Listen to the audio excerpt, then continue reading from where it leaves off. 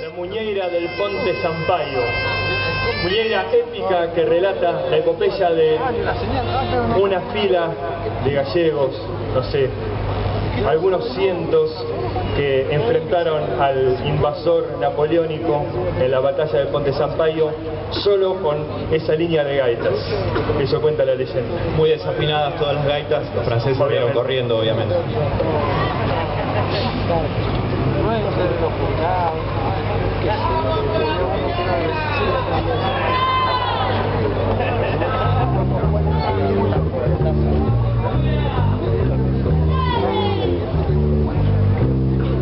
El rock and roll, nena.